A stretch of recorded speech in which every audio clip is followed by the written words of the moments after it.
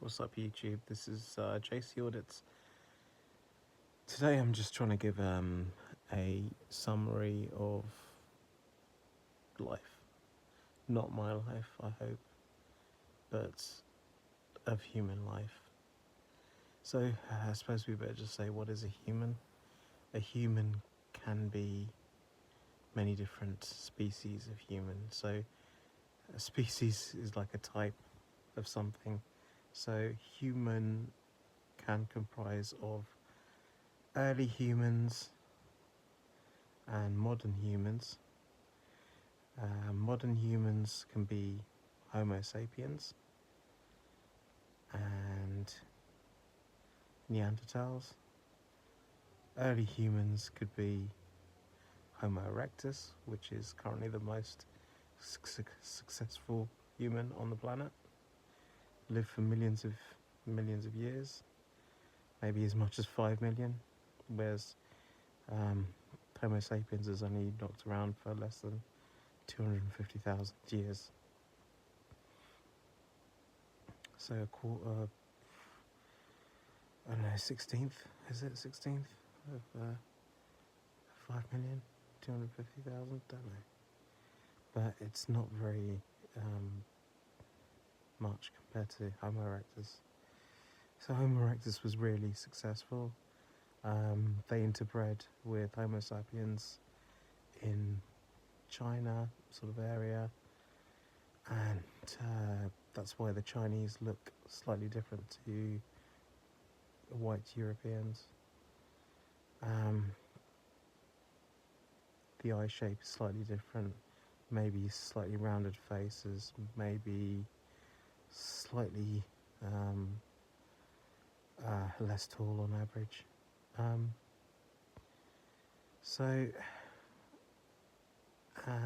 This is due to interbreeding with Homo sapiens and Homo erectus, just like Homo neanderthalis mated with Homo sapiens and introduced maybe a more tall, more muscular build.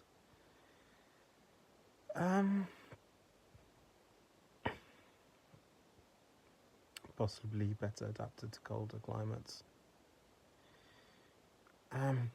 Yeah. So, what it means to be human, by that I mean really what it means to be Homo sapien. So currently the year is 2024. I advise you, if you're just joining, to switch out of this because it's going to be super boring if you're not interested in human history or just how I see life. So just to summarize really quickly, what is it like to be Homo sapien? So the state of the issue is most of us listening are alive. Like 95% of those listening right now are alive. The other 5% claim that they're not alive and they go he. Okay, but we know differently, don't they? Because they're taking the word alive in a different sense. Maybe they mean they feel dead to themselves. They, I don't know. I don't really care, to be honest. The fact is, most of us that are listening to this claim we're alive, okay? So we're alive, we're breathing oxygen, exhaling CO2, we need food to survive. So most of us are eating that food through their mouth and then pooing it out and pissing it out. Sorry, I should say weeing it out via our bladders and then out through, depending on which genitals we've got. Okay, so usually that's the system. Of course, you don't need that system. Maybe you're on artificial life support, which is different. So basically, humans generally are eating, they're pooing, and they're thinking, and they're currently classed as an apex predator, even though physically we're not the most muscular, we're not the largest animals. We may not even be the cleverest, but we're also animals that basically can survive really well. We're really good at cooperating and having shared like stories, like religions and corporations, that we can believe in what the manager says or the company ethos, and we're great at cooperating. New guy comes into the company, we cooperate with them, we treat them almost like brother and sister, and we get on really well. Chimpanzees can't really do that. I don't know if dolphins can do that. You know, the advantage we have over dolphins is that we live on land, but we can also live underwater with certain apparatus. We're great at making tools. And yeah, we've left obviously the confines of our planet. Believe there's a mission on underway to Mars, and obviously we've lived on, we've visited the moon, etc. Most people believe in that. I'd say 95% listening to this channel would agree with me on that. Okay, so just summarising then again, we're alive right now. You're listening to this. We're human. That's pretty much given. I think all of us listening here have been born in, I'd say, in the 20th century. There might be a couple born in the 21st century. It's possible that we've got some 19, 20-year-olds listening to the channel. If you're a child, please switch off now. I'm not interested in having children on this channel. So basically, we've got mostly adults, I'd say probably 30 plus, I'd say, listening to this channel. They're most likely to be male, most likely to live in the UK, and then probably America, and then Canada next. I'm not saying that, if you're not like that, then turn off. I don't want you here or anything like that. Don't be so silly. If you know this channel, that's not what I'm about. So basically, okay, so we're living, right, okay, so we're most likely we have a job. So we're already in a sort of system where we need to either get up in the morning or be somewhere at work for a certain time. In exchange for that time, we give the employer, they give us money, or we could see it in another way if we're self-employed. In exchange for the time we spend on our self-employed work, people pay us for that, and then we can buy things with that. So the usual system for Homo sapiens, definitely in the West, is that we have a house. So we've got this structure made out of usually cement, bricks, that kind of thing. And we use this to control our environment, to keep it kind of stable, warm, and we use it to house creature comforts rather than just living out in tents. So usually we have to buy this with a type of loan called a mortgage. Okay, so usually most people find they have to pay a mortgage, and the issue with mortgages, mord means death, I think, and gage is some kind of tie. So it's a tie until you're dead. Well, not really, because when you're about 70, you've paid it off. Some pay it off before then. So we've got this debt over our heads. We have to either work self-employed or work for a company, and we find ourselves thinking that if I don't go to work, then I'm not going to be able to afford to live in this comfortable house. Okay, so that's usually the system, but that's also when you're an adult. When you're a child, you've got these parents, usually, that are in, or parents that are in sort of similar mortgage sort of situation. And as a child, you're generally going to school. Even if you're self-taught, there's some kind of discipline there. When I say self-taught, I mean homeschooled. So you find yourself going to school, there's some kind of structure. And so 9 o'clock, whatever, you're in school uniform if you're in the UK, maybe less so if you're in the States. And then, you have to sort of 9 to 3 or whatever, you've got to be somewhere. You're being taught subjects you don't particularly like, and maybe even foreign languages, and then you're going back home. So there's a sense of obligation, a sense of I've got to be here, different times, a sense of conditioning, and often children are sort of, they have to be at a certain place, they have to be schooled, they have to be, they're put there by their parents maybe, and they feel that they just have to be there.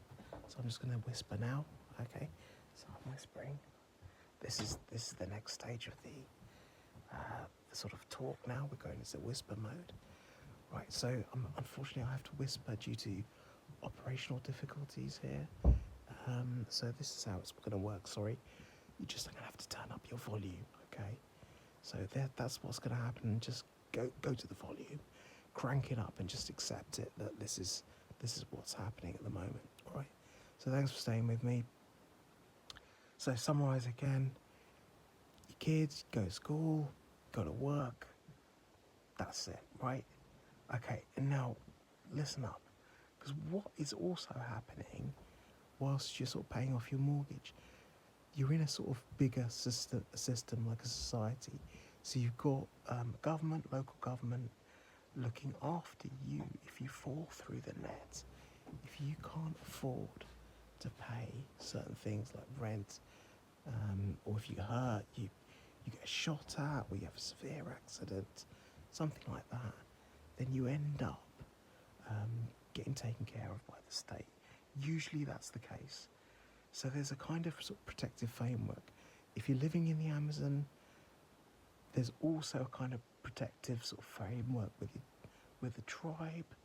You might also possibly, if the tribe is under threat, or if it's the tradition in the tribe, you might just, in your old age, you might actually be killed by members of the tribe. It's possible. It's historically known to happen, whether it still happens nowadays in sort of Aboriginal type tribes in the jungle, I don't know. But that's because the tribe needs to keep mobile. So traditionally in the West, you'd look after the weakest. If you watch a film, I don't know, like A Few Good Men, if that's the name of the film with Tom Cruise. If you remember in the courtroom, the Marines, kill this struggling Marine. I think he's got asthma or some heart complaint, and they were found guilty. And one of the Marines realizes, actually, we've got to look out for the weakest. So it's kind of embedded in Western culture, also Christian culture, but of course, I'm sure other cultures as well. Look after the poor, look after the weak. Okay, so it's very much imbued in our society. So we have this all-controlling sort of state that will look after us, presumably. But the reality is, often we're left, until we're really struggling. When we're really struggling, we're slipping down the net. Maybe we've lost our jobs, we've got ill, we're sick, we're disabled, we can't go out. Maybe we're depressed. Maybe we've got mobility needs. Maybe we don't have hips, or we've got brain problems, but we can talk, and we need carers. So there's all kinds of different things why we might need a hell of a lot of care. So if we need this care, then what's going to happen? We look to the state to help to protect us. Okay, so the state protects us. So let's just take a little step back there. So what we've got is the human species that have ended up top dog, absolute top dog in the sort of animal kingdom. In the meantime, you've got giraffes roaming around the plains, some of them absolutely happy, some of them in zoos, but obviously most of them are out in the wild. We've got all these other animals. We've got a lot of animals. When I say animals, I include insects. Mostly the body weight, I think, of most of the animals are small animals like insects. But we've got most of the animals, by mass, I think, a lot of the bigger animals are actually animals that are used for human feed, like cows and especially chickens. I think by volume of the large animals, they are bred and they are kept for our use. In fact, they are, if you like, whatever, tortured and killed, kept in cramped conditions. And of course, this is just the way it is. It's part of feeding the human being. It's we need protein, and we've been conditioned to like meats and all this. So there you go. So what is going to be if you look in a 50 years time, what's going to be the story? Is it going to be changed? Well, what we're looking at is an increase in computing technology. So we're looking at technologies sort of taking away more jobs from humans and taking more manual work away from humans. And we're becoming obviously more mechanized since the 1800s, but now we've moved on to more service-led, more IT-led, and a consumer-driven society, and a society that wants to, is obsessed by health, and yet is becoming more and more immobile and more, if you like, greedy for food, because it's still in this sort of like a sugar sort of thing where it eats more sugar, more fatty foods, and less exercise. And it sort of snowballs. There's more heart conditions. If you're in the States, then it's sort of private health care, and it all feeds each other, and you wonder if there's a conspiracy with drugs and psychiatric drugs and heart drugs, that people, there's a sort of investing in society to make them so that you're not in fact the healthiest you can be. In fact, you're quite a little bit sick, you're a little bit depressed, so that the whole mechanisms of the pharmaceutical industries can kick in, and the private doctors and blah blah this, blah blah that. What cultures would fly in the face of that? Is Australia different? Australia has a very health conscious sort of culture, more active. I don't know if any of you agree with that. And then traditionally the more fatter beast nations, the States and the UK. It's very interesting. I don't know how you feel about that.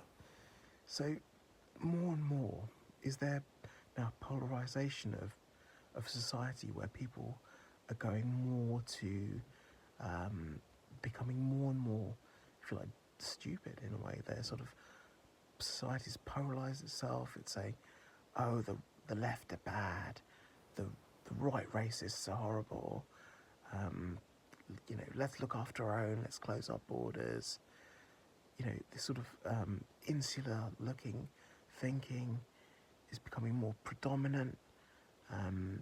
We've got these sort of religious cultural wars that Muslims versus Christians, and there's no mixing, and Jews as well. So very polarized in that sense. There's hardly any room for talks that would encompass lots of people. It's more sense of what can we get out of it? Is America still the superpower? No, I want to be the superpower. I'm North Korea, I'm Indonesia, I'm India, I'm China. I need to get there. I need to be a big player in the world. We've got loads of population, we've got loads of natural resources. I really want to grow, and it's becoming less and less. Perhaps that the States is at the top anymore, and other nations are pushing to the fore. And this is, of course, a scary thing, because what really brought nations together was after the Second World War. There was a huge, huge fear of, oh, we don't want another war again. It's horrible death and destruction. There was NATO came in and really brought countries together and tied everything up. And now we've got this sort of insular looking, keep the foreigners out, that kind of thing. Over to you guys. Tell me if I've been chatting nonsense. Please comment, like or dislike this video, and come up with your own theory or your own words as a cause, as regards to what I've been saying.